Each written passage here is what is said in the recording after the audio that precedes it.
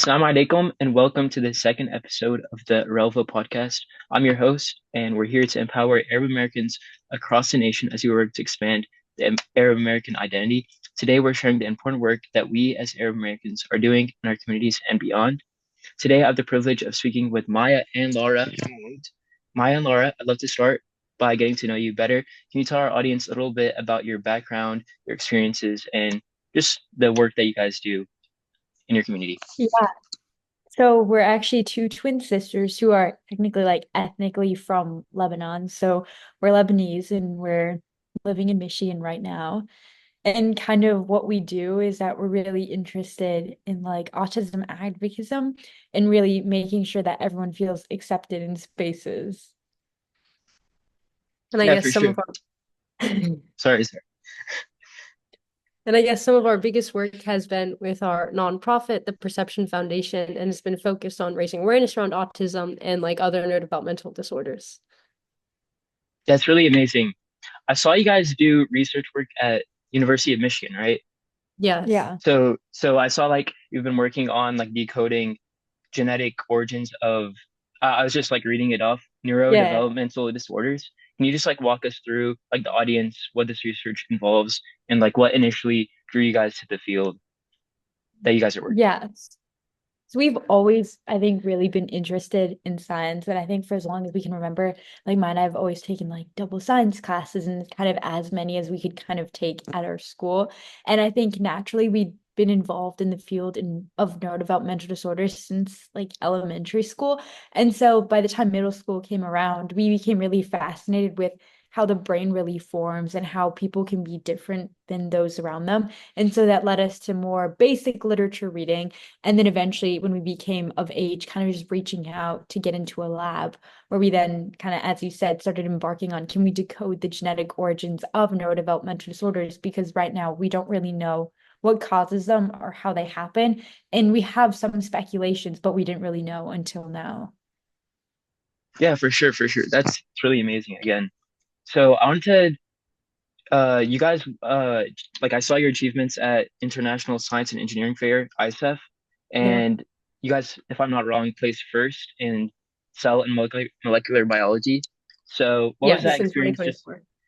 yeah in 2024? So what was that experience like and how did it shape like your sort of perspective on research? I think ISEF in itself is such like a different experience from most typical science fairs because at ISEF you're kind of mixed with all like the top minds in the whole entire world and you're with a lot of like-minded individuals who kind of like challenge the way you think and help you see the world in a different way. So I know for us especially ISEF, the goal of ISEF was never to go and win. The goal of ISEF was to go and kind of present our research and kind of understand what other people were doing in the field. And I think the whole experience of ISF in itself was just very surreal. Like just being there, qualifying there on like the state and national level, but also like even the winning. Like when you walk up that stage, they do like all this like lighting and there's this like ramp that you walk off. It's a very surreal experience that I don't think we ever kind of expected or kind of like planned to ever experience. Yeah, and I think kind of like we've been fortunate enough to go to ISEF now 2 years in a row.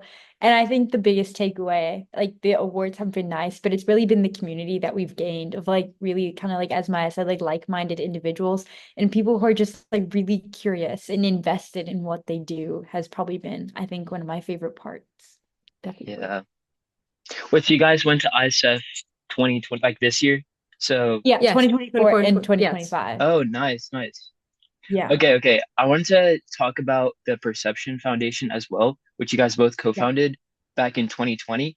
So can you just tell Yeah. us like just what you guys are working on, just an experience that you guys inspired the organization to start, and just a Yeah. little bit Yeah. about what it's about.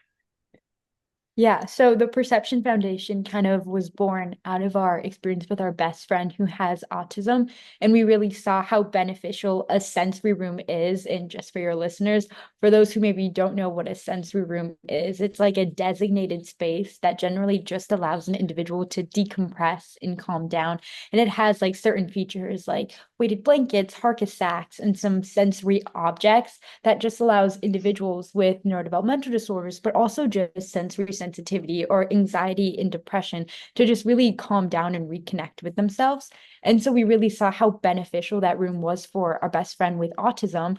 And then we then saw there was like a large discrepancy in the access to these sensory spaces, but particularly in these more like underserved and underprivileged areas. And so really to address that gap, we formed the Perception Foundation with the goal of building our new normal, which is a new world where everyone has access to the spaces that they need to thrive. Hey, again, that's incredible. Like you guys are amazing. So Thank so a little bit about that. You guys are working on advocacy and research. So like what are some of your aspirations like moving forward and looking, you guys are both rising seniors, right? Yes, Yeah. rising Yeah, seniors. I'm also a rising senior. Oh, So it's yeah. always good to see people my age and Arab Americans as well, uh, connecting and working on really good things. So what are some of like your Yeah. aspirations moving forward? How important is it for you to use the Arab culture as you pursue those goals? Yeah, so one thing that's really big for us is really kind of honoring our Arab identity. And actually, one of the first, I think, sensory rooms we really Yeah. built in a public facility was actually at our local mosque. And our goal with that one was to make sensory friendly Eid because we found that a lot of families with children with NDD sometimes felt like they couldn't partake in the general celebration that most people were doing. And so, really, to bridge that gap, we wanted to build a space where that they could feel accepted and kind of included. And so that really led us into that. And really now every single Eid after that and all major like Arab and Islamic holidays, we run the room and make sure that it's accessible to everyone. And I think kind of since we built that first room, we've expanded to kind of like a broad range of facilities, like some medical centers, some museums, like classrooms. So it's not only in like the Arab community, but we kind of were rooted in there and we've expanded kind of beyond that. And our goal is to kind of serve as many communities and as many people as we can. Yeah, for sure. So what do you guys hope like other Arab American young people might learn from like all of your experiences at ISF and all the stuff you guys have done in the past? What do you guys think Arab Americans could take away from that? I think the biggest thing is that it doesn't matter how old you are or how much experience you have. I think if you have an idea and you have a passion and you have like some change that you want to bring about, I think as long as you're very persistent, because not everything will run smoothly. I mean, if it does, it's great, but most likely it won't. I think as long as you have that passion, you can kind of accomplish whatever you want at any single age. And then I think kind of for more specifically, like really channeling in on accepting and really embracing your identity because the Arab community is always very like they're accepting and very excited to uplift those around them. So don't ever hesitate to like reach out and really branch out because there's always going to be people there who are smiling and kind of cheering you on and really trying to uplift you to the next level. So really don't think that you have to do it all alone. I mean, we're twin sisters, co-founders, co-researchers. And so I have my partner, and I think a lot of people forget that they don't have to do it all alone to kind of create change, and that it really comes by building that network of people you can rely on. Yeah, I just wanted to ask a follow-up question. So like how do you guys like work together as co-founders and what are your like Yeah. different strengths that like complement each other like every day and Yeah. doing your work? Yeah. I think because we are twins, we have a lot of like complementary skill sets. And so I think it's very practical having the two of us together because let's say I come up with an idea randomly, I can just kind of bounce it back and forth with Laura. But I think kind of even throughout our work, we have a little bit different like skill sets. I'd say like Laura is like more of like our writer, and I'd say I'm more of like our innovator, like kind of where are we going to put these rooms? What are we going to put in the room? What's the next event we want to cover? What's our like next growth obstacle? And I'm more of like our creative side. So how are we scaling things? Like what are we doing for like event planning and then grant writing and things like that? And I think we're just kind of like we like to say we're like left and right brain Yeah. and like the two sides kind of coming together to really get everything done that we want to accomplish. Yeah, for sure.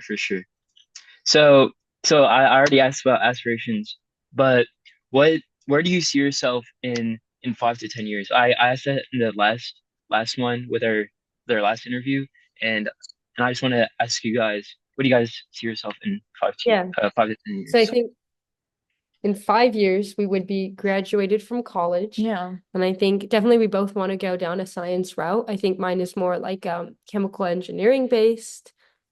Yours is more like neurotech. And I think kind of that's 5 years down the line, done with college. And ideally we'll be I'm still in the field of neurodevelopmental disorders, running the nonprofit, Mhm. continuing to like raise awareness and hopefully bringing more change to that community. Yeah, for sure. Yeah. For sure, for sure. Okay, so how do you think, because there's going to be a lot of Arab American, like youth, Arab Americans watching, so how do you think like we can play like a role in advancing our representation throughout America and throughout like globally?